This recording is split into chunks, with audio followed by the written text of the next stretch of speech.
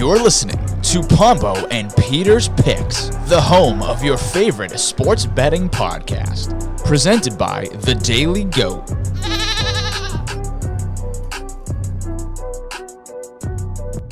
Hello, welcome to another episode of Pombo and Peter's Picks.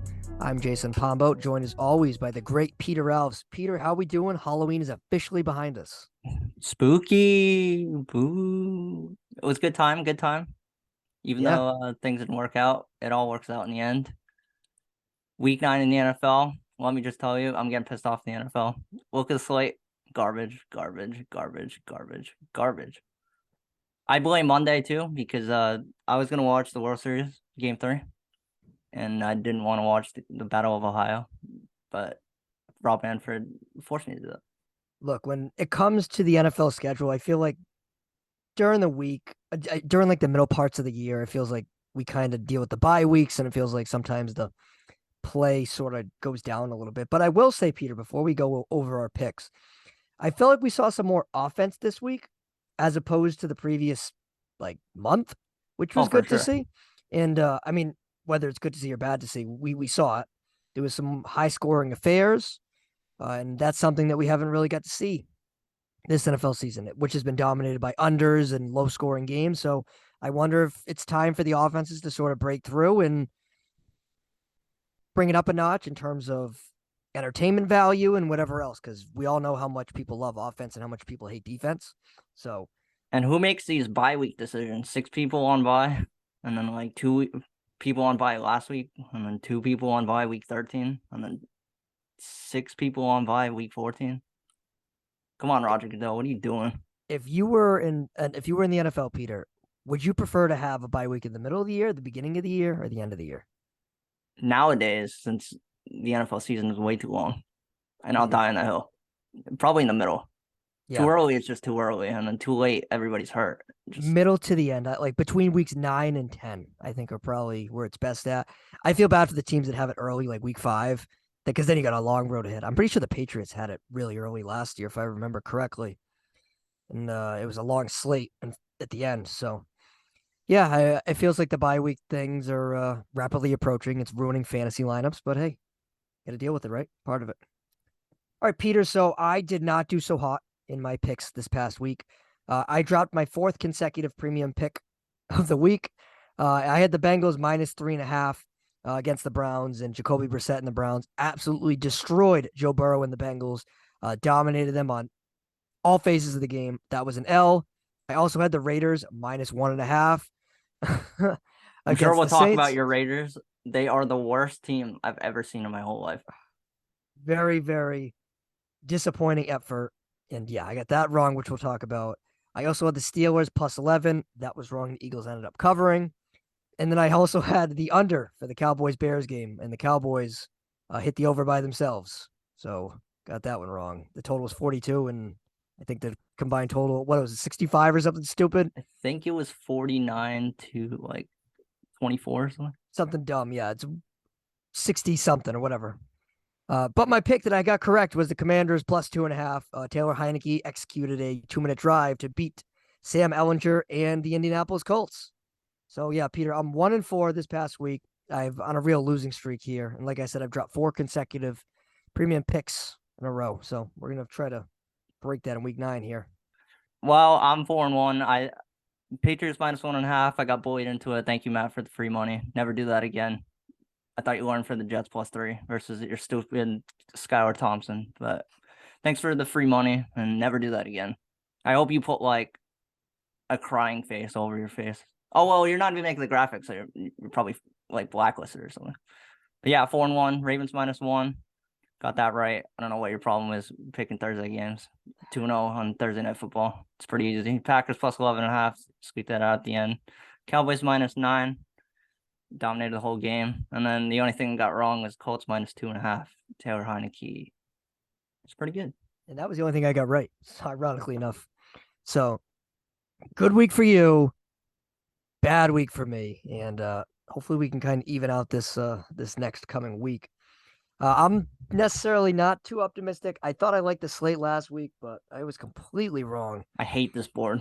I hate I these also games. kind of hate this board, so which we'll get into later on in the show. I'm kind of taking some old reliables and trying to back the veterans because I really need something to really cling on here to improve my picks. So yeah, Peter, good for you though. I mean, it feels like you're finally rounding into shape, and you had a slow start to begin the year. It's because of Matt. Listen, he cursed the city of New York.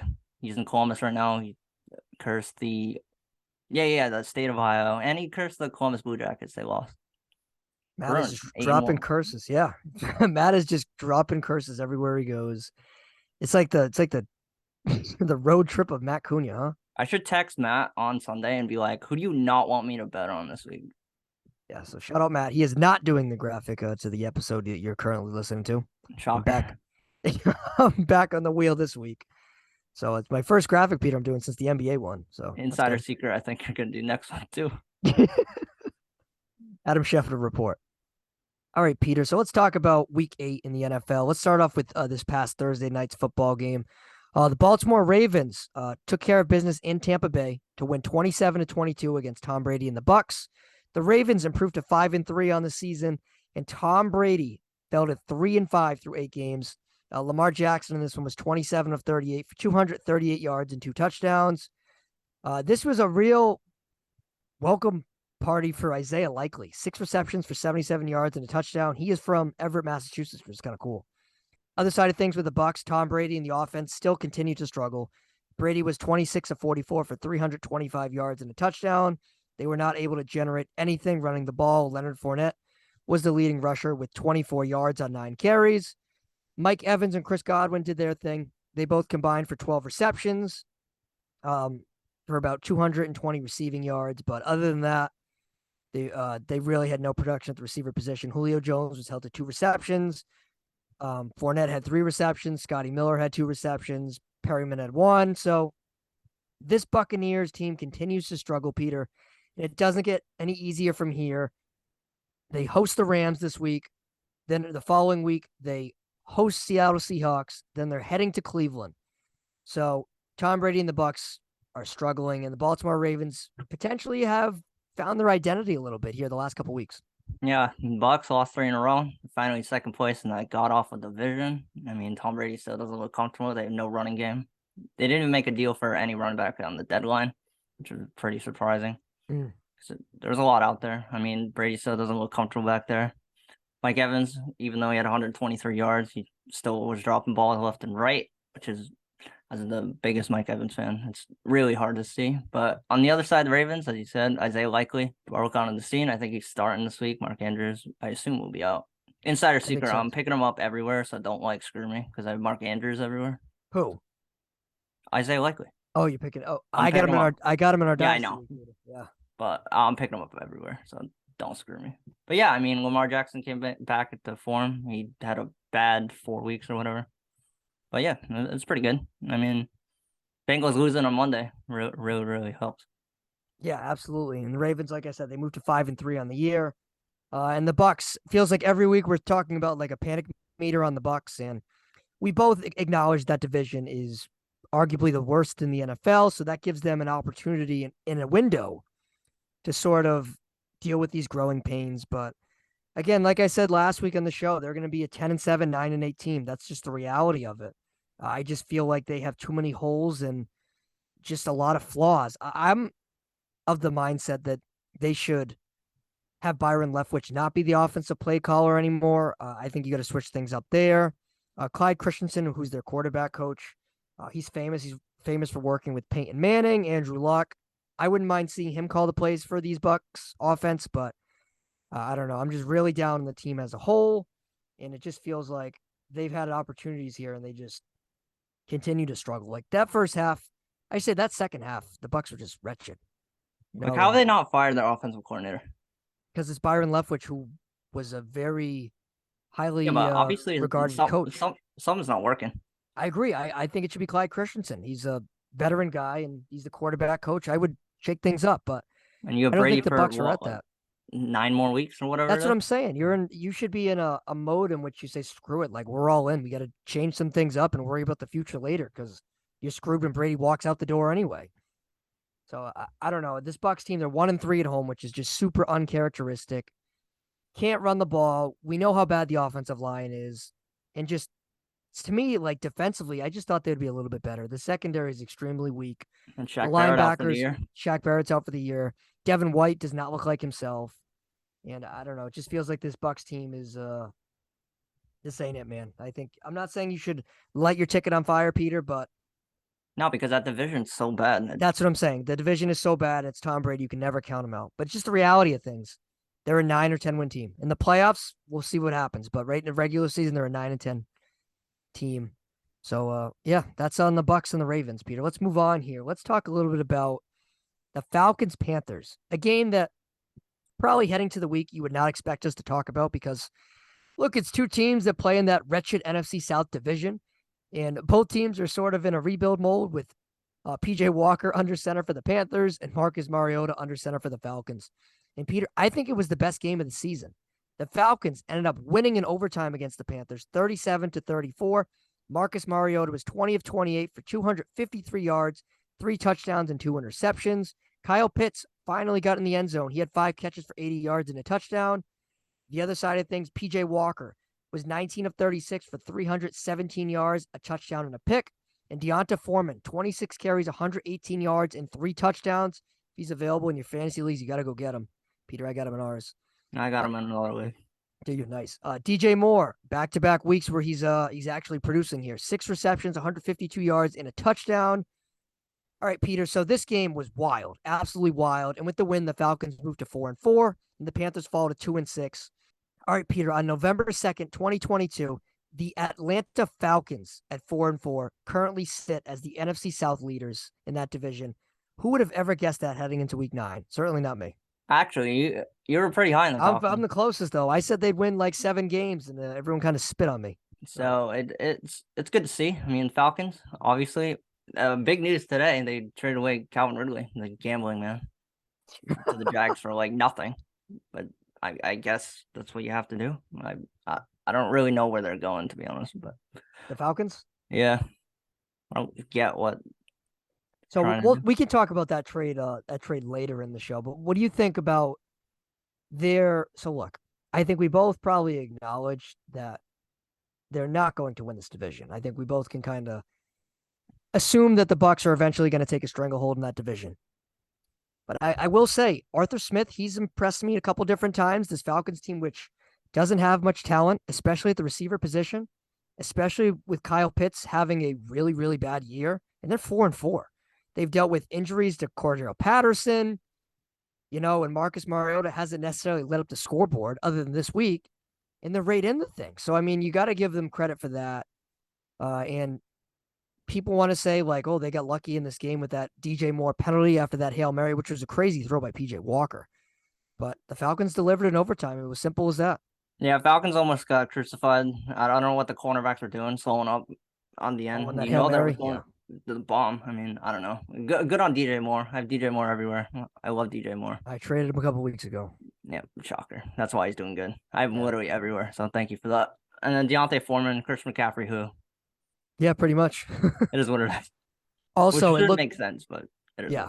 Also, it looks like the Panthers are going to, at least in the short term, move forward with PJ Walker, and Baker Mayfield is set to be the backup next week. Good. You can't put in anybody else. You think that's the correct decision at this point? Yeah, I mean, PJ Walker led them to the Bucs win and then almost won this game. He looked pretty good. So yeah, let PJ Walker, assess him. I don't think he's necessarily much, but hey, who knows? The NFL is a really weird league, and it's crazy to even fathom. I've talked about it for a couple of weeks. PJ Walker was legitimately the 4th string quarterback in training camp for the Panthers. Yeah, they keep him as a backup. Yeah, exactly. So who knows how that's going to go? But I don't think Baker Mayfield's done enough to really establish his job security. Will he eventually get the reins again? Probably. Please no. Please don't kill DJ Moore again. Please don't. I'll take Sam Darnold. Darnold should be back in a couple where's weeks. Matt Corral? Is he not going to? No, he's out for the year. He's got a foot injury. He's out for the year. So, and that's actually, if you're a Panthers fan, that's got to be upsetting because Matt Corral was somebody that went in the middle of the draft that a lot of people kind of like, and he in a season in which in a season in which the Panthers right now are 2-6. you would probably have a chance to evaluate him as a rookie quarterback, and they're not going to have that opportunity. So I'm curious what they do next season at the quarterback position, because they're going to have an opportunity to really look at Sam Darnold, Baker Mayfield, and PJ Walker. So I wanted the Panthers to win so bad, just for the fact we could say the Panthers in the first place. yeah, I know. Crazy. After dealing McCaffrey, after almost dealing DJ Moore, after dealing Robbie Anderson, after firing Matt Rule, after just everything that's went after Baker Mayfield gets hurt, Sam Darnold gets hurt. Crazy. All right, Peter, we've talked about 3 teams in the NFC South. Might as well make it 4. So let's talk about my Vegas Raiders getting absolutely humiliated by the New Orleans Saints. The Saints win 24-0. Saints shut out the Raiders in New Orleans. Saints moved to 3-5 on the year, and the Raiders fall to 2-5. The Raiders are now 0-4 on the road this year. Derek Carr might have just put together the worst game of his NFL career. He was 15 of 26 for 105 yards and an interception. Josh Jacobs, after he really played well last week, he struggled this week. 10 carries, 43 yards. I don't necessarily put that too much on him. The scoreboard got away and they had to abandon the run. But Devontae Adams was held to 1 reception for 3 yards. Hunter Renfrow held to 1 reception for 6 yards. Other side of things with the New Orleans Saints, Andy Dalton. It looks like he's going to keep the job for a little bit, I think, Peter. 22 of 30, 229 yards and 2 touchdowns. And this game was the Alvin Kamara game. Finally. Kamara was 18 carries for 62 yards and a touchdown. He also had 9 receptions for 96 yards and 2 receiving touchdowns. Chris Olave also contributed with 5 catches and 52 yards on 7 targets. So, Peter, is this rock bottom for the Raiders? All right, I'll let you go in like 2 seconds. Obviously, this is so bad for the Raiders. I think they're the worst team in the NFL. Maybe you can give me the argument on the Texans, but they got to be right there. I think Josh McDaniels is going to get fired. I think it's an inside. I'm being facetious right now. I think it's an insider secret to the Patriots. I think he's going to just go right back to the Patriots next year. And on the Saints, I mean, yeah, as you said, I don't think Jameis is getting that job back. Yeah. For now, anyway. He must be really, really, really, really hurt, though. Winston? Oh, I mean, I feel like Dalton's done enough, and I don't think it feels like there's a little. No, because after the 2 pick sixes versus the Cardinals, I think he should have got benched. I would think so too, but you got to remember, Winston and it's new coach with New Orleans and Dennis Allen. Maybe him and Winston don't necessarily see eye to eye on a couple things, but you made a good point. Dalton is turning the ball over as well, so I eventually do think we'll see Jameis Winston, but I think it's the Dalton show for now. And I'll give Devontae right in it. Yeah, and I'll give Devontae Adams a free pass. He had the flu apparently, so there you go. And I don't think Darren Waller never going to play ever again. I thought he was going to play in this one, but the Saints wanted to be. The Raiders wanted to be cautionary, and apparently thank Josh McDaniels for absolutely destroying Josh Jacobs. Thank you. Cost me a fantasy league. Yeah. All right, here's my take on the Raiders here. On the Josh McDaniels thing, a lot of people want to fire him, which, again, you're 2-5. You have a lot of talent. You're 0-4 on the road, and you just got goose-egged by the Saints. But I'll tell you one thing, Peter. The Raiders are not going to fire McDaniels, and one of the biggest reasons why is financially Mark Davis is not going to fire McDaniels after 1 year and pay him and John Gruden on their buyout deals, which would be in excess of like $50-60 million. There's no way he does it. I think he understands. He gave the program over to McDaniels and David and Ziegler, and that's just how it's going to go. This year is bumpy, clearly, and I think bumpy the Raiders is an understatement. Holy crap! Yeah, bumpy. Yeah, whatever you want to call it. Awful, atrocious. But the Raiders are going to see it through. I just would be totally surprised if they blew McDaniels out after 1 year. And I think there's a lot of growing pains right now, especially offensively. Derek Carr doesn't look comfortable in the offense. He's not playing up to par. And I'm curious what Derek Carr's future is going to look like next year. I thought Carr would really work out well in this offensive system, but it hasn't come to fruition yet. He's looked worse than he has last year. And the Raiders can move on from Derek Carr at the end of the season. So that's something to at least watch out for. But yeah, this is bad for the Raiders. Again, I said they'd make the playoffs. I said they'd win like 10 games, and I don't foresee that at all.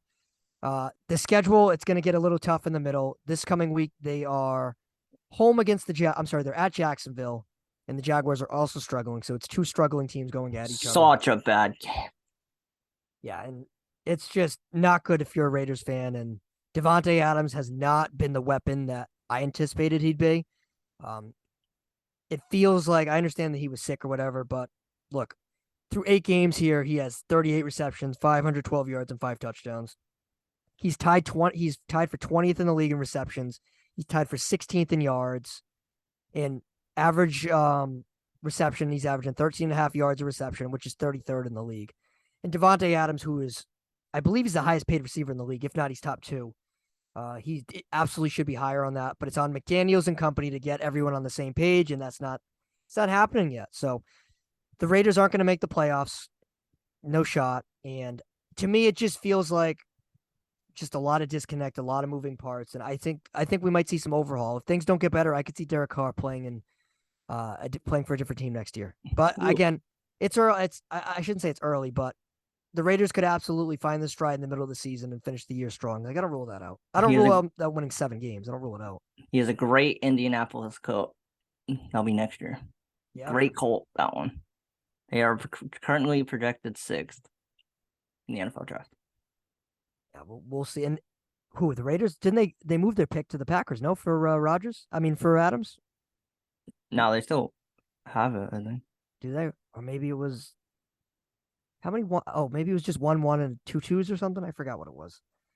But yeah, the Raiders are it's just not it, man. It's not it. And but I don't see Mark Davis moving on from McDaniels. I'd be surprised because the John Gruden stuff. They paid John Gruden $100 million. I think his buyout was like $50 million or something, and McDaniels would be extremely high as well. So, but that is something to look at as we head forward in this NFL season here. Struggling teams. All right, Peter, let's move on to the game that you kind of talked about to open the show when you were kind of adding Matt. Let's talk about the Patriots and the Jets. This was a divisional game that meant a little bit more than it usually does. The Patriots came into the game winning their last 12 games against the Jets, and the Jets were actually second in the AFC East, sitting at 5-2. But the Patriots went into the Meadowlands and they beat the Jets 22-17. The Patriots improved to 4-4 on the year. And the Jets, with their loss, fall to 5-3 on the year. Zach Wilson was 20 of 41, 355 yards, 2 touchdowns, and 3 interceptions. He was not good in this game, and he struggled against Bill Belichick defenses now for 3 consecutive times. Garrett Wilson was a bright spot for the Jets. He had 6 catches, 115 yards. Mac Jones was under pressure for the entire game, 24 of 35, 194 yards, a touchdown and a pick. He was sacked 6 times in the game. Ramondre Stevenson continues to be the Patriots' best offensive weapon. I guess you could argue him or Jacoby Myers, 1A, 1B. Stevenson had 16 carries for 71 yards, and he also had 7 receptions for 72 yards. So the Patriots win, proved to 4-4 on the year after that colossal loss against the Bears on Monday Night Football. So, Peter, what do you think about watching this game? Zach Wilson, I know a lot of there's some reactionary statements here that he is done and this and that. So what's your take on Zach Wilson here? All right, again, I'll let you go because I'm sure you have thoughts. The Jets, I don't think Zach Wilson's going to work. I don't know. I mean, Zach Wilson doesn't look comfortable. He's like a little Mac Jones, to be honest. He's just making bad decisions all over the place. They need Breece Hall. They need another receiver. They need help. The Jets are the Jets. I think they're going to come back down to earth, unfortunately. On the other side, I mean, you can go on Mac Jones. I mean, bad interception. Got bailed out, sort of, on the pick 6. Yep. So, I'll start with the Jets. Yeah, you can go. I mean, right. I thought he was going to get benched after. Did you? Yeah. I so really did. Initially, Peter, but I think this was his. We'll tell you what. Initially, watching the game live, I thought it was his worst game of the season. Talking about Mac Jones anyway. Of course, it was Zach Wilson's worst game of the season, but I thought Mac Jones looked uncomfortable. I felt like that his decision making was not up to par. But then I kind of looked at the numbers and I rewatched the coach's film on NFL Plus. And one thing that I did notice here is all right. So how many times, what percentage do you think was Mac Jones pressured in this game? A lot. They were missing David Andrews. Yeah, they were missing David Andrews, and Cole Strange got benched for Isaiah Wynn. So Mac Jones was pressured 40.9% of his dropbacks. 40.9, nearly half, which was the highest of his career, excluding the win game against the Buffalo Bills. He was pressured 18 times, which is the most of his career. He was sacked 6 times, which is the most of his career. But I don't necessarily put all the sacks on the offensive line. I'd say probably 4 of them were on the offensive line. 2 of them I would probably account for Mac Jones having to get the ball out quicker. But I do think Mac Jones was effective on those last 2 drives, the last 2 drives in the last drive in the first half and the first drive in the second half.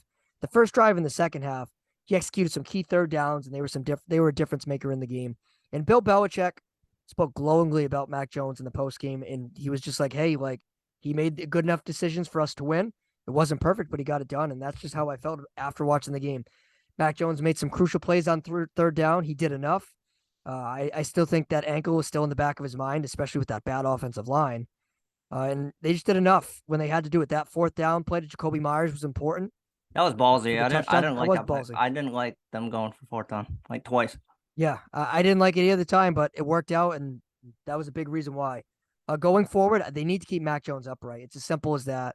Again, when I first watched the game, Peter, I was worried they were going to bench him. Like in the back of my mind, I was like, are they really going to do it? But I think Mac Jones evened out in the second half, and he did enough here. They just need to protect him, though. Like, again, pressured on 40, let's round up, 41% of your dropbacks.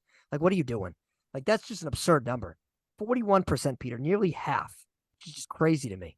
And when is any team going to learn? Like, you got to cover Jacoby Myers, not with a safety and not with a linebacker. And then Stevenson, the same thing. They're just a two offense. I mean, it's just Myers or Stevenson. And then Damian Harris will run the ball sometimes, but that's it. Myers, 9 catches, 60 yards, and a touchdown in this game. He was targeted 12 times. He was awesome in this game for sure. And Mac Jones clearly believes he's their number one guy. And I'm curious to see what happens with him in the offseason because he's a free agent. And I thought he was more of like a number 3, but maybe he's like a number 2 receiver. I don't necessarily rule that out. I don't think he's a number 1, unlike a championship team per se, but I think he can be a number 2. I think he's better than I anticipated he would be. He gets open. He's great on third down. In this Patriots team, the next 2 games are important. Home against the Colts, and they are home against the Jets. So you win these 2 games, Peter, the Patriots would sit at 6-4, and the AFC is wide open, in my opinion. A lot of struggling teams out there. So the Patriots can right the ship here, and I think they will. I think Mac Jones is going to have a good game this coming week against the Colts. I like their chances in the next 2 games, so we'll see how that goes. All right, Peter, let's switch gears. Talk a little bit the NFC West. 49ers have owned the Rams, other than the NFC Championship game last week. And the same was happened in Week 8. The 49ers beat the Rams 31-14. The 49ers moved to 4-4 on the year. And the Rams fell to 3-4 on the year. Jimmy Garoppolo was 21 of 25 for 235 yards and 2 touchdowns. But the story of the game for the 49ers was Christian McCaffrey, who had a rushing touchdown, a receiving touchdown, and a passing touchdown. McCaffrey on the ground had 18 carries, 94 yards, and a touchdown.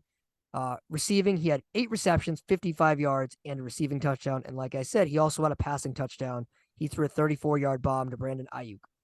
Other side of things, Matt Stafford, again, he has not looked comfortable all year. 22 of 33, 187 yards and a touchdown. The Rams were never able to generate anything on the ground, and they elected to not trade for a running back today. And Cam Akers is still a member of the Rams as of today. And Cooper Kupp feels like the only option offensively. He had 8 receptions, 79 yards, and a touchdown. And it looked like he had a low ankle sprain late in the fourth quarter. And I know Sean McVay's gotten a lot of crap because why was he in there late in the fourth quarter when you're losing by 21? So that's something, I guess, to keep an eye on going forward. But Allen Robinson, he got targeted 7 times. He had 5 receptions for 54 yards. This Rams team, Peter, I know we all said the Cincinnati Bengals had that Super Bowl hangover, which they probably do. But I think the Rams just are being exposed this year. Like, it feels like the offensive line is just not good. I have some real questions about Matt Stafford's arm strength. They have no reliable pass catchers outside of Cooper Kupp.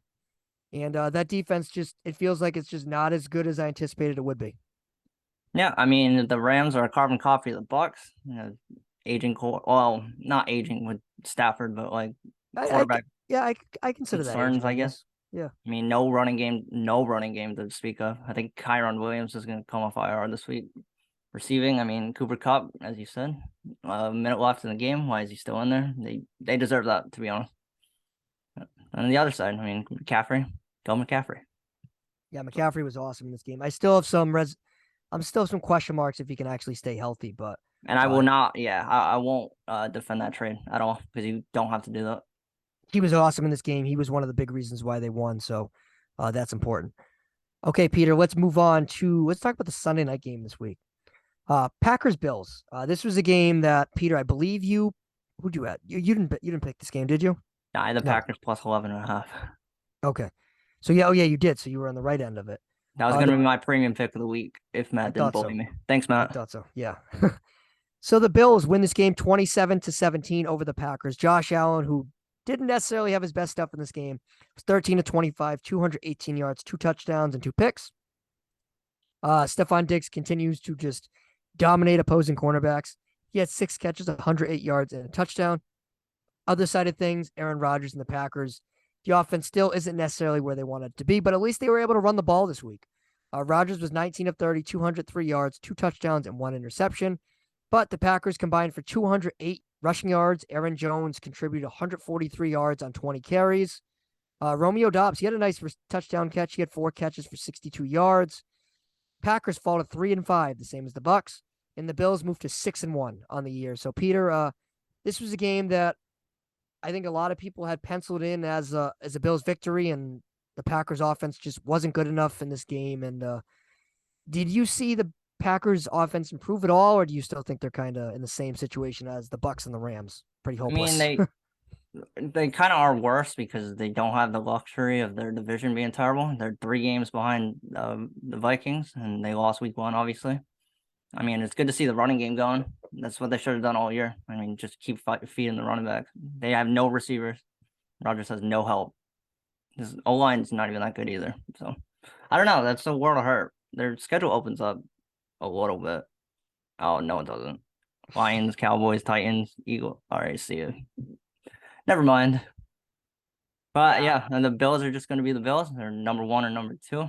Chiefs, Bills. Somebody's going to come out of the AFC.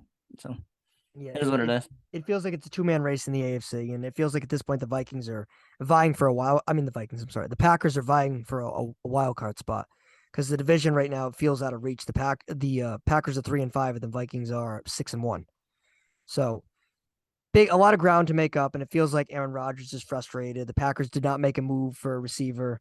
They didn't make any moves. They didn't move. Yeah, they didn't make any move. They were in on Chase Claypool. It didn't come to fruition. I still think they'll be in on Odell Beckham, but I don't think Odell Beckham necessarily is going to be that life changer and completely change the season for this Packers team.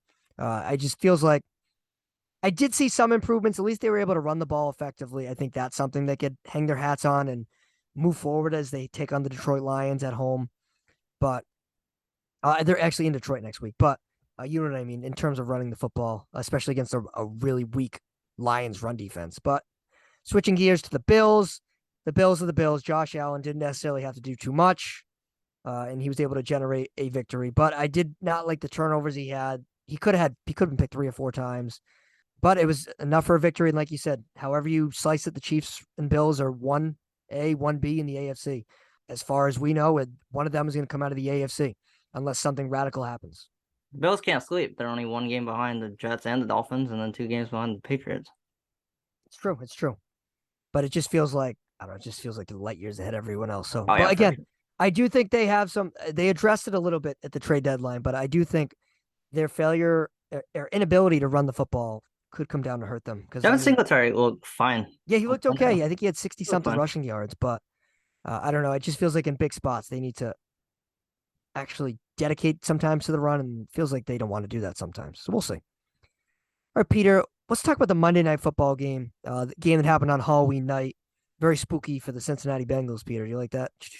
Good one. The Bengals. I love the white jersey. I do too. I love the Bengals white jerseys. I love their black jerseys too. I didn't love the Bengals on-field product on Monday night. They got smacked by Jacoby Brissett and the Browns. The Bengals lose 32-13. They fall to 4-4 on the year. And the Browns move to 3-5 on the year. Joe Burrow has never beat the Browns, ironically enough. Burrow was 25 of 35 for 232 yards, 2 touchdowns and a pick. He was sacked 5 times. Joe Mixon, your guy, Peter, only had 27 rushing yards. And the Bengals, of course, were without Jamar Chase. He was missed in this game. Other side of things, the Browns, Jacoby Brissett, 17 of 22, 278 yards and a touchdown. This was by far his best game of the season. Nick Chubb, 23 carries, 101 yards and 2 touchdowns. And Amari Cooper, he might have had his best game of the season too. 5 catches, 131 yards and a touchdown. The Bengals, they had a big opportunity here to kind of stay parallel with the Ravens in the AFC North, and they weren't able to do so. In the Browns, they're still alive in the AFC at 3-5. So I think for the Bengals, I do think they missed Jamar Chase in this game, but I think the offensive line is still such a thorn in that Bengals offense. Yeah, that line's a joke. That's a bottom 5 thing. I don't even know how you do that, pouring all their money into that O-line. It doesn't work out. Obviously, they're missing Jamar Chase. I like their whole offense, but Joe Burrow just looks inept without him. There was like a stat, I think you posted it, like he only has like 4 touchdowns without him. I did. something like Hang that. on, I already forgot what it was. Yeah, so Joe Burrow and the Bengals, since Jamar Chase got hurt, they've had 14 drives, right? 14 possessions. Only 3 of them have ended in a touchdown. 2 of those drives ended in turnovers, and 5 of them ended in punts. A couple of them where they went for it on 4th down and they didn't convert. They had a couple missed field goals in there, but however you slice it, it was only 21 points in 14 possessions for the Bengals without Jamar Chase. I think that's a real thing. I do think that this Bengals offense really can't operate. I shouldn't say can't operate, but really struggles to operate without Jamar Chase. He's such a difference maker. I understand that I don't want to say struggled early in the year, but he wasn't necessarily getting the volume earlier in the year. But his presence alone was still so impactful for that team, drawing double coverages, drawing a safety over the top, whatever it may be. Without him on the field, T. Higgins and Tyler Boyd are forced to do a lot. And I don't necessarily know if they're capable to do enough. So that's something to look at going forward. I'm not a huge believer in this Bengals team. I did start to buy in last week. That's why I picked them. That's why they were my premium pick of the week. But I don't know. Now I'm uncertain about them again. And I was all in. I felt like they finally got their stuff together. I think they won 3 consecutive games. But Joe Burrow cannot beat the Browns, I guess. Yeah, I didn't even know that. That's kind of weird. Yeah, I guess Kevin Stefanski has his number. Just very odd because this was a game that the Bengals should have had. The Browns have kind of gotten run over the last couple of weeks, and it felt like they were just destined for a top 10 draft pick and destined for Deshaun Watson to make his long-awaited season appearance. Yeah, because they have no expectation. Yeah, exactly. All right, Peter. So let's talk about the NFL trade deadline, Peter, because I feel like this is going to consume a good portion of the show. NFL trade deadline was this past Wednesday at 4:00 Eastern time, and untypical. I don't know if that's a word. Untypical. I don't know. Whatever. Yeah, sure. Uncharacteristically, that's a better word. Uncharacteristically, there was a plethora of moves in the NFL this week, and especially for the NFL trade deadline on this past Wednesday, we saw a lot of them, Peter. So let's hit on a bunch of them. Let's start off with a deal that happened late last week. Or it might have been early this week. I get all the days confused now. The Baltimore Ravens acquired linebacker Roquan Smith from the Chicago Bears. They gave up linebacker A.J. Klein in a 2023 second-round pick and a 2023 fifth-round pick. Roquan Smith is a free agent at the end of the year. To me, he just fits perfect with this Ravens defense. He's a perfect Raven linebacker, but I am more curious to see how much they pay him because now they have 2 coveted cornerstone players to pay this offseason in Lamar Jackson and Roquan Smith. And there's only 1 franchise tag. Yeah, I wouldn't worry about that. They probably have cap money anyways. I mean, they do, but it's just they have to pay people this offseason. Well, I love that for both sides. Obviously, the Bears aren't going to re-sign him, and they need draft picks. And on the other side, anything they can do. I mean, they AFC West tried to do this, and it didn't work out so far. They just paid defensive linemen and tried to get Patrick Mahomes, and it is what it is. Yeah, I agree with you. I like the move for the Ravens as a whole, though. I think Roquan Smith's a legit linebacker in this league. He's young, plays all 3 downs. You can play him inside, you can play him outside. He can do so many different things, and I think he's going to fit in perfectly with that Ravens defense, which has, I should say, weak-ish linebackers, and I think that's something that they can use to improve upon. Another big move that happened, Peter, I think you kind of alluded to it earlier in the show. Calvin Ridley, a name that we haven't talked about all year because he was suspended for the entire NFL season for gambling on the Atlanta Falcons last year. Calvin Ridley is on the move. He's going to head to the Jacksonville Jaguars. Ridley was moved. The deal was a very complex incentive-based deal, which can be worth a maximum of a 2023 fifth rounder and a 2024 second rounder. So I believe it's based on if the Jaguars elect to re-sign Calvin Ridley after the 2023 season or something along those lines. But however you want to say it, Peter, Calvin Ridley is now a member of the Jacksonville Jaguars. No, he will be not playing this season, but he is slated to be suiting up in 2023. I think this is a home run move for the Jacksonville Jaguars. Yeah, I love this for the Jaguars. They didn't give up too much. I thought that Calvin Ridley, when he's actually on the field, I think he's a top 10 receiver. And next year, there's no excuse of Trevor Lawrence, like at all. None. Yeah, we talked about it last week. How many get out of jail free cards did Trevor Lawrence get? And now we mocked the Jaguars offseason last year about how they paid like all that money to Evan Ingram and Christian Kirk. Well, Hey, now that's you working have, out. Evan Ingram looks pretty good. well, you know what I mean. We kind of mocked them, and now they have a legit number one receiver in Calvin Ridley, who, despite the fact that he hasn't played this season, is legit. Peter, like you said, I think he's a borderline top 10 receiver in this league. You get him without giving up a first round pick. That's a home run, in my opinion. I think there's a lot of teams that should have been in on him. Like I think Peter, I think the Patriots should have been in on him. I think a lot of the contenders should have been in on him. I think this would have been a good move for even the Green Bay Packers. I know he can't play this year, but heading into next year, you have a cost efficient top 10 receiver that you get without giving up a first round pick. I think Well, that's that's probably why people didn't want to do it, though, because he can't play all throughout this year. I get it, but especially when you're all in and trying to win the Super Bowl this year. Like I know, but 49ers or whatever. Maybe the Packers are a bad example, but if you're a team like the Patriots, who clearly are very protective of their first round picks, and I understand why. You don't want to end up like the Rams or whatever else, but Calvin Ridley is a receiver who I think people forget how good he is. He's only 27 years old. He's going to be 28 in December. And again, number one receiver, you get him without giving up a first round pick. Like, there's not many opportunities where you get that. The guy caught 90 balls in 2020. Last year before he was out, he had 31 catches in 5 games. He's a man. He can play. He really can play. And I think that's somebody that the Jaguars sort of stole. And I think people are not talking about. This was my favorite move of the deadline, and I think it's going to be the best. And that's that's in 2 years, a second round pick. I mean, Trevor Lawrence should be like top 10 by then. Yeah, no excuses for Trevor Lawrence. No excuses. None. He should be in the playoffs. So that after 2023, not even that good. So after 2023, Peter, I had none. Trevor Lawrence, it feels like he's getting less scrutinized than all the other rookie quarterbacks, and I think he's played just as poorly as the rest of them. So this is it though. If he can't make it work down there, he has a real NFL coach, an offensive minded coach. He'll have Christian Kirk down there. Evan Ingram's getting into his own.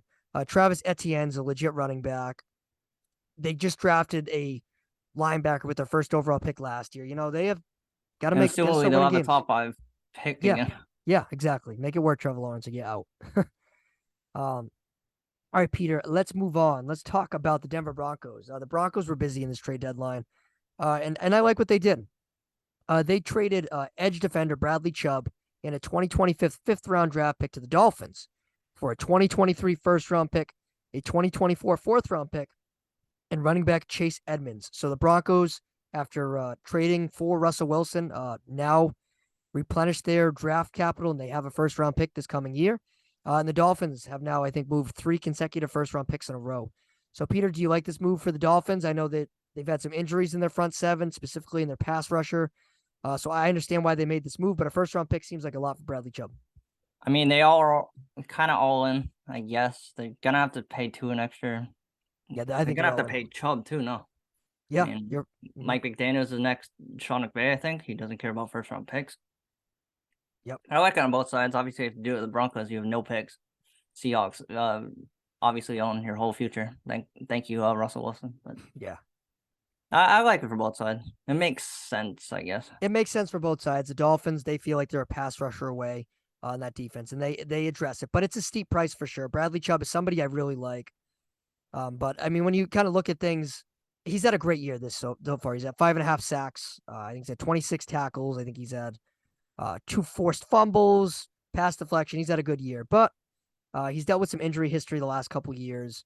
But I don't know. I do like this move for the Broncos more than I think the Dolphins, because the Broncos, I think we all know what they are, Peter. They are probably a sub 500 team that has no draft capital, and that's going to be looking for an NFL coach this coming year. And they needed a first round draft pick this year, probably more than any other team in the league. And getting one from moving on from Bradley Chubb, who's a good player, but I don't consider him like an elite pass rusher.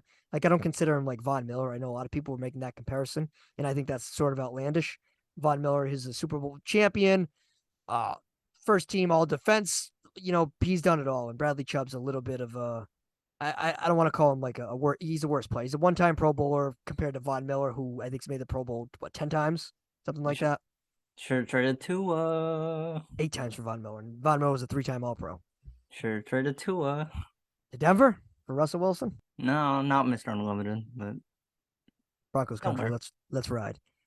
All right, Peter, let's talk about the Detroit Lions. They made a deal in division, and it wasn't with the Green Bay Packers. They made it with the Minnesota Vikings, Peter, my Minnesota Vikings.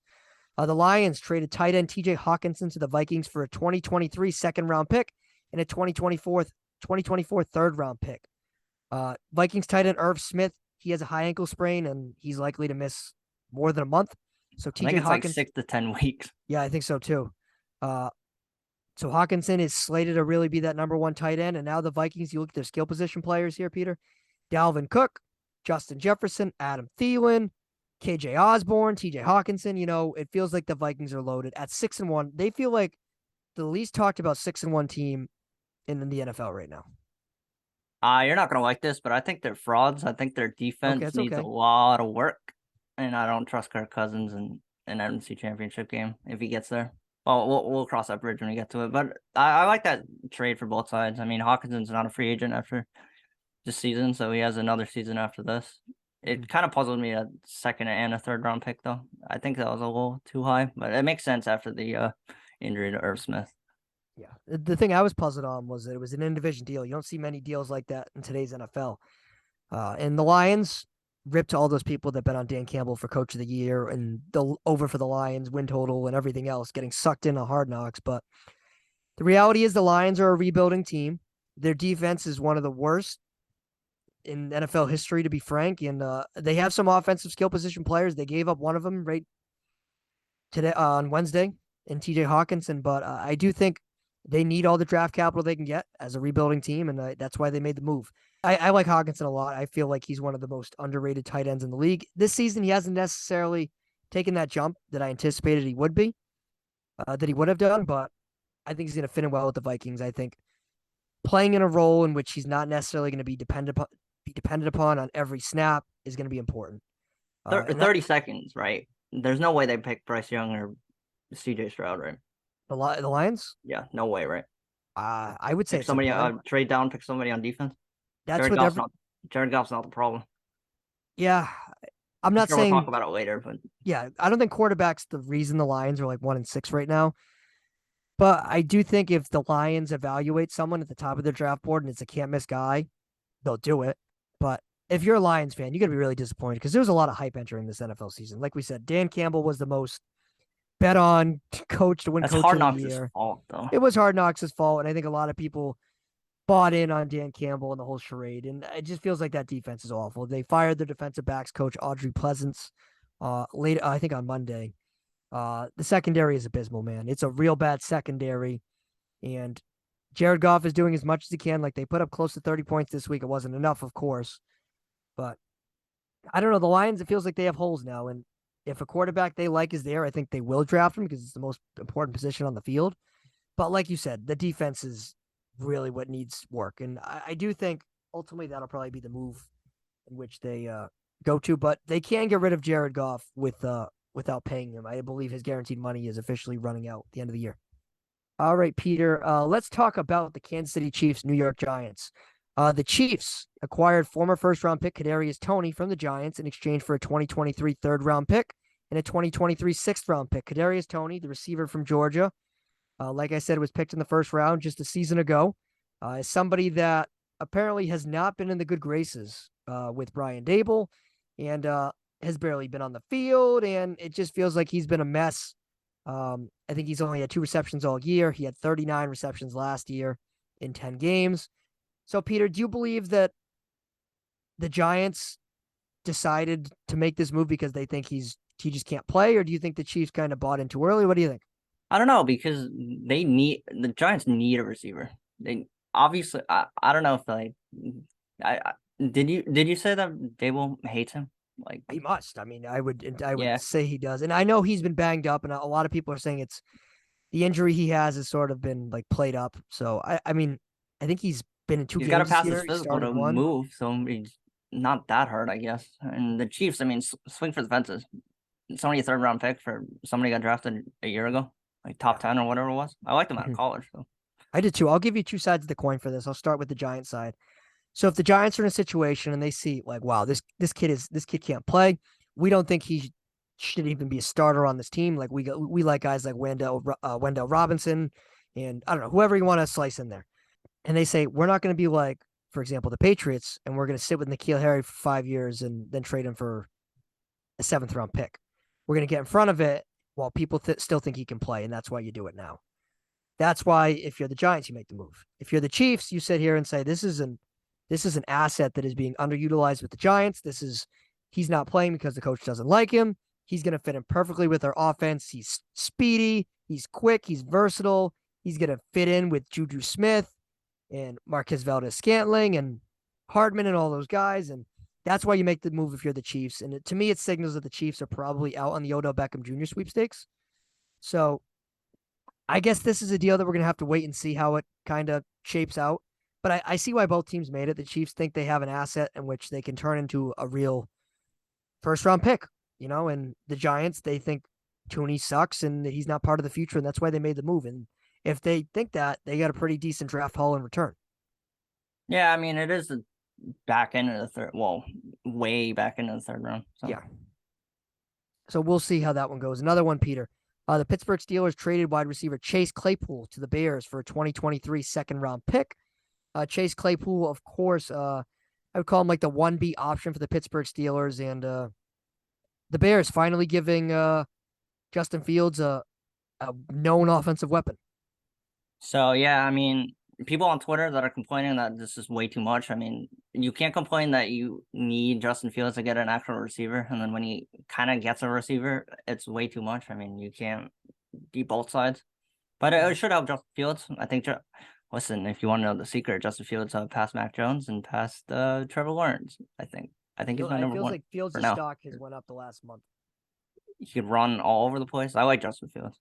Sucks he's in Chicago and his career will die probably. But I like that trade for both sides. So I'm not the biggest Chase Claypool guy. Like, I think Deontay Johnson's a better receiver. And if you're the Steelers, it feels like they kind of fell out of love with Chase Claypool last year. I thought he was going to get dealt actually in the offseason. Do you remember that play? I forgot who it was. It was on maybe a Thursday night game, and Claypool was celebrating that first down, and he didn't rush the ball to the line of scrimmage. And they ran out of time. Felt like Mike Tomlin and company kind of checked out on Chase Claypool then, and I think that's why you make the move. I think Deontay Johnson's a better receiver than Claypool. I think the Steelers like George Pickens a real lot, and I think they think the offense will operate better with Pickens being that number 2 option as opposed to Chase Claypool. You look at the other side with the Bears.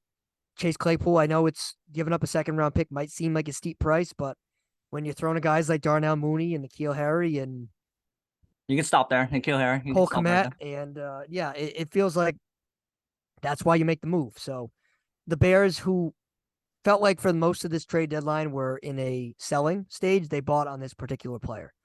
So we'll see. I imagine they're going to pay him, and he's going to be a part of their future.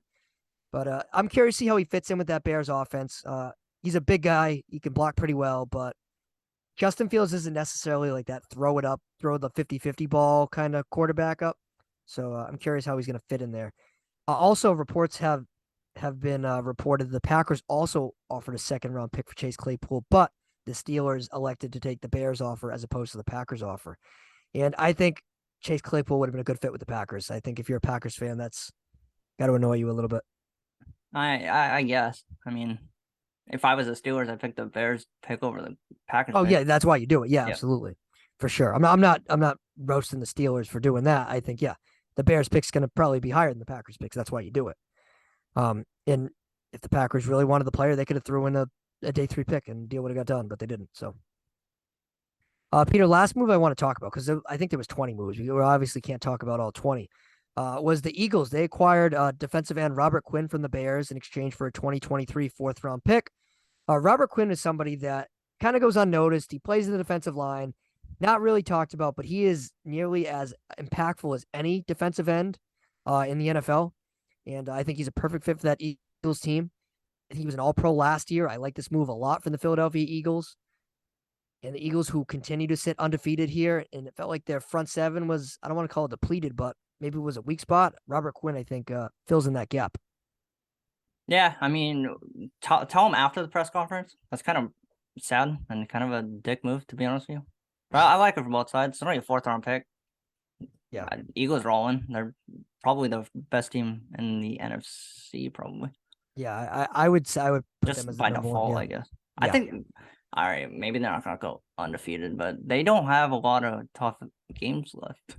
I know that I picked against them the last 2 weeks because I'm waiting for them to kind of fall. It hasn't happened yet, but Like all they have is the Cowboys. I do think the Cowboys are pretty good. But again, it's Mike McCarthy, and you know how I feel about Mike McCarthy, Peter. Sure, you gotta give him credit though. I will absolutely. He's Doing been able something. to. He was able to keep things together with Cooper Rush under center. This past week they didn't have Zeke Elliott, and my guy Tony Pollard came in there, and they didn't miss a beat. They put up 40-something points. Defense with Dan Quinn's been great. Micah Parsons is a Defensive Player of the Year candidate. So yeah, you got to give the Cowboys credit, and But I they were a can't. team that Yeah. sat out in this deadline, which I was a little surprised about. Yeah, even though Jerry Jones said they're all in. Yeah, I think they could have been in the market for a receiver. I don't think they wanted to give up like that pick for Chase Claypool, but I could have seen them being in for a guy like if Brandon Cooks got dealt, I think that would have been a good fit. He didn't end up getting dealt, but I think he would have been a pretty decent fit there. Other receivers that didn't get dealt, I'm trying to think off the top of my mind. Maybe Jerry Robbie. Jeudy. So we talked. Yeah, I don't think they were realistically going to move Judy, but this one was a couple weeks ago, which we talked about. Was Robbie Anderson got moved to the Cardinals? I think he would have been a decent fit in Dallas as like a number 3 guy behind Gallup and of course CeeDee Lamb. So I don't know. It feels like Dallas sitting out in Philadelphia got better, so that probably doesn't bode well for the Cowboys in the NFC East. Well, they But, can rest pretty easy. I mean, the Giants got exposed. oh yeah, and even then, I still think the Giants are a playoff team, and I think Seattle's pretty good. But in terms of the Giants, like we said, they only moved on from, of course, their receiver. And Seattle, I believe they were quiet in the deadline. I don't think they did anything. They did nothing, which is probably good. This is probably good. Why would you do anything? You know, you're sitting here. You can be buyers and sellers at the same time. You're fighting for a playoff spot, and you have the treasure chest of draft picks coming up.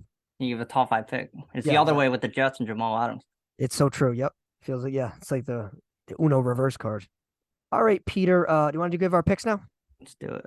All right. You want to lead off? Let's do it. Sure. I have the Bucs -2.5 versus the Rams. I think they're going to right the ship. I think the Rams are way too injured, and I don't think Cooper Kupp's going to be 100%. That's the only reason. If the Bucs lose this game, I think it's all over. So you're picking the Bucs. Yeah. -2.5. Peter, I'm going to ride with you here. I'm also going to take the Bucs at -2.5. When you look at this Bucs team, they are in a real win. They need to win. They simply need to win. The Rams, like you said, Cooper Kupp's banged up. The Bucs are at home. It feels like this is a good spot for the Bucs. Yeah, hopefully. Hopefully. All right, my next pick, Panthers +7. I'm going to ride them until they lose with PJ Walker and the new regime down there. Bengals look inept. I know the Panthers defense is way worse than the Browns, but I think they could put up points. It'll be pretty close. It'll be closer than people think. My second pick is actually going to be my premium pick of the week. I'm going to go Packers -3.5 against the Detroit Lions. Similar to how I'm picking the Bucs, I'm rolling with the Packers here because they're playing the worst defense in the NFL. I think they're going to put together things offensively, and I think they can win this game by a touchdown. I truly believe that. This will be a game in which Aaron Jones should be able to do whatever he wants. The Packers finally get on track, and they beat the Lions, who just sold half their team today. Not half their team, but you know what I mean. My third pick, I'm just doing it to spite you, to be honest. I'm picking the under on the Eagles Texans, 44. I'm just proving to you that picking Thursday games is pretty easy. I think the Eagles are going to blow them out. I think the Texans, as I said in the beginning of the show, is probably the worst team or the second worst team in the whole thing. And I think the Eagles are going to sit their starters. So it'll get out of hand real quick. And before I give you my third pick, random observation. So game 3 of the World Series will be on Thursday night, right? So ironically, because the Eagles, of course, playing the Texans, Philadelphia, Houston, the World Series is Astros, Phillies. Kind of cool. Well, that kind of messed it up with the rain delay. That's what I'm saying, yeah. My third pick, Peter, I'm going to go Ravens -3. Ravens playing Monday Night Football this week against the New Orleans Saints, and I've picked against the Saints like 3 consecutive weeks now, and I've been burnt twice. I'm not going to get burnt this time. I think the Ravens are putting things together. They're going to have Roquan Smith. I like them here, and it feels like Andy Dalton's, I don't want to say a ticking time bomb, but I just don't necessarily trust him. I like the Ravens to win this game here. And the reason why I don't like that, I don't know if Andrews is going to play. I think that's their whole offense. But yeah, what are you talking about? Your guy Isaiah Likely. Yeah, fair enough. All right, my next pick. Here you go, Matt. Bears +5, just because of you. That's all it is. Bears are good going to to win me. outright. Justin Fields, I think, is the best quarterback right now from that draft class, as I said before. You taking the money line? I'll take the money. No, I'm not taking the money line. Damn. Because even though Tua is terrible, Tyreek Hill is insane. He's literally insane. And Jalen Waddle's insane too. They make Tua look good, even though he's not good. Well, Matt. All right, my fourth pick, I'm going to go with the over in the Seahawks-Cardinals game. The total's at 50.5. I know it seems high, but these are two offenses that like to score points. Cardinals' defense is very suspect. They just gave up 30-plus points against the Vikings this past week. In the Seattle Seahawks, I think their defense is a little bit better than the Cardinals, but I think this game is going to be in the high 20s. I like over 50.5 in this game. You worried that MW2 came out on Friday? Oh, shit.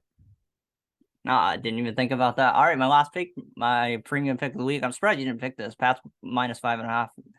Bill Belichick versus the rookie quarterback. He's going to look real bad. I don't even think you actually don't go to that game because the Colts will probably win.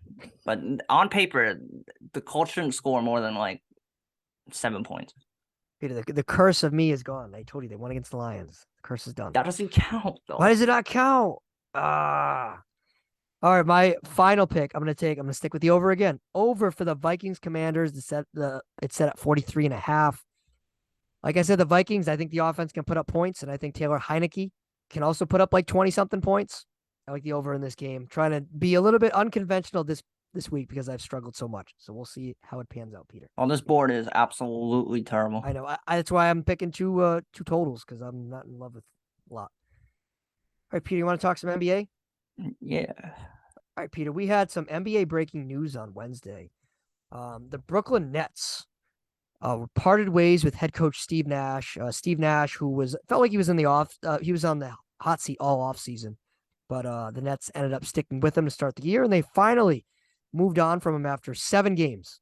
After I think it was a 2-5 start from the Nets, and all reports suggest that Coach Ime Udoka of the Celtics is going to be the new head coach of the Brooklyn Nets.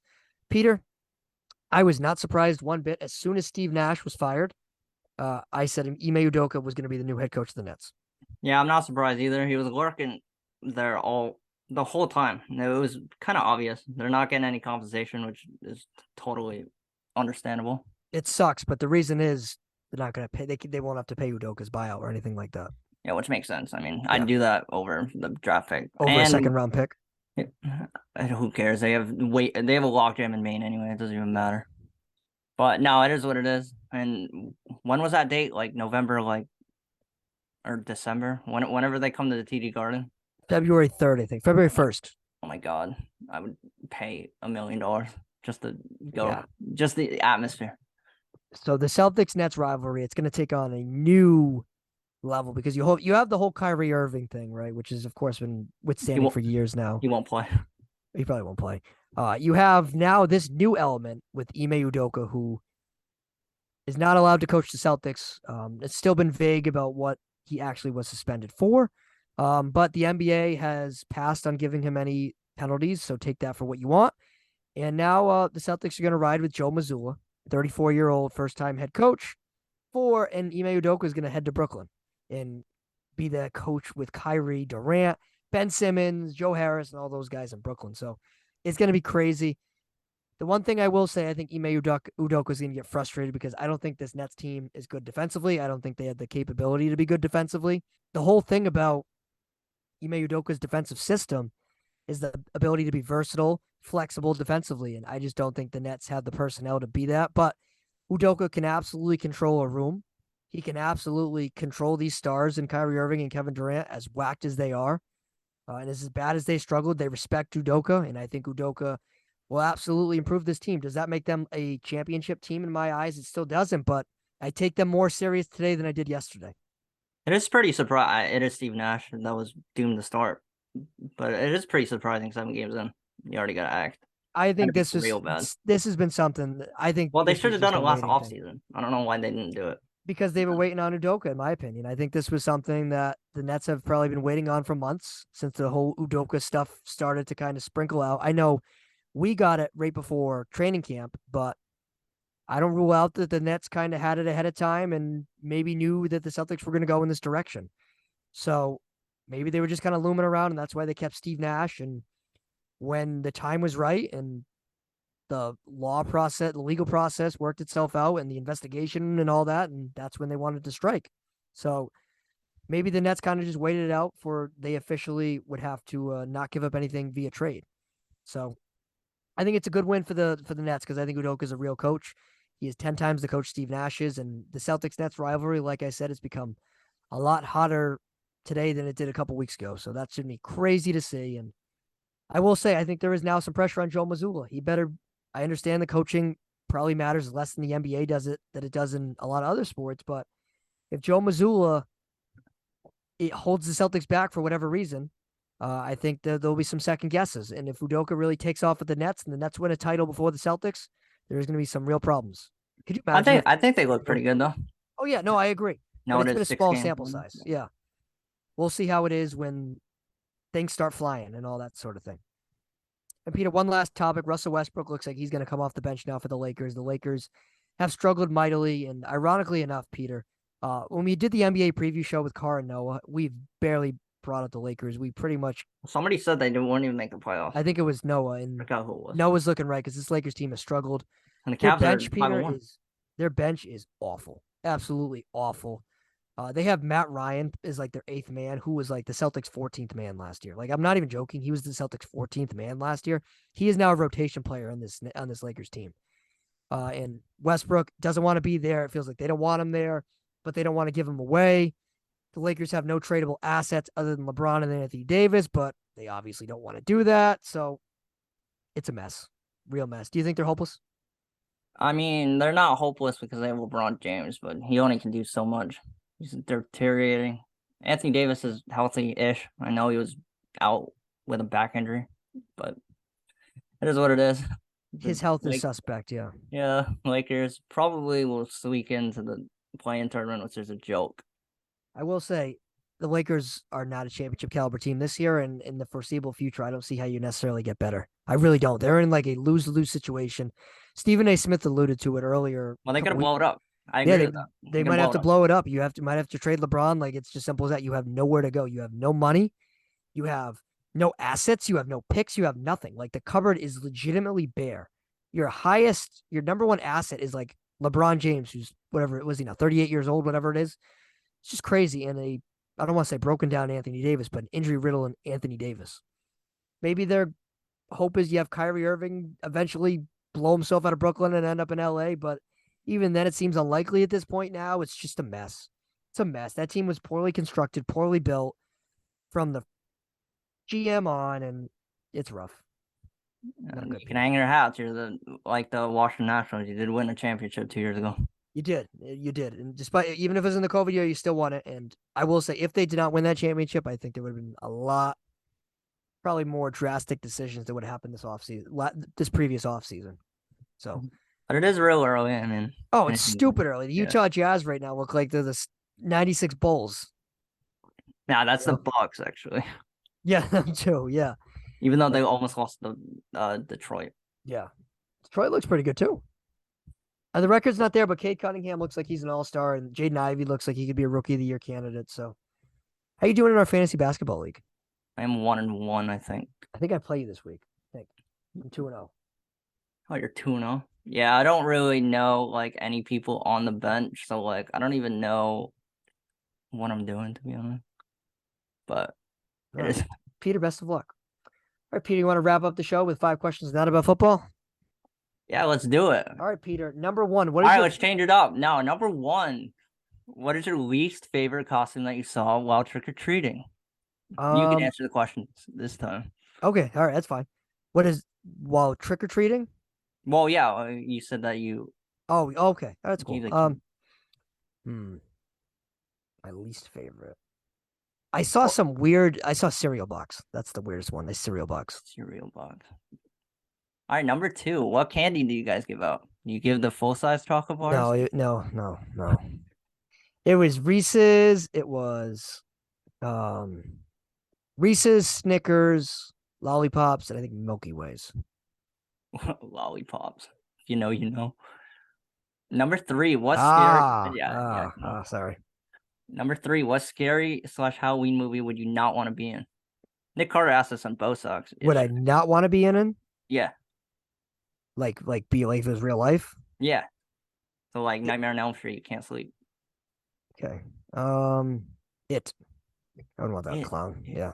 I said The Quiet Place. Oh, that's a good one too. All right, number 4. Mariah Carey posted something on Twitter today. When does Christmas season officially start? Damn you! That was a question I was gonna ask you.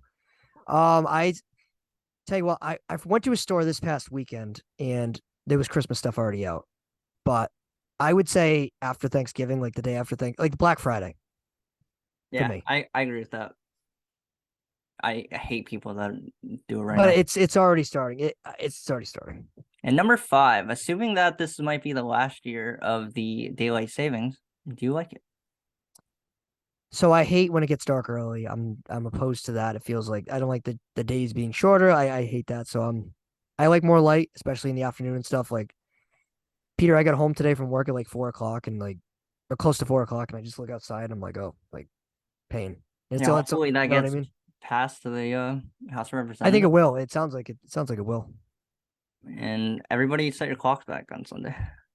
That's this Sunday, huh? So do we lose an hour of sleep or we gain an hour Now of you sleep? gain an hour of sleep. Oh, You gain an okay. hour of darkness though. So it'll get dark at like 3. 4:00, yeah, exactly. Yeah, I don't like that personally, but I don't know how people do. Like it's just awful. Well, Peter, thanks for asking me some questions. I liked it. Yeah, And that's 5 questions.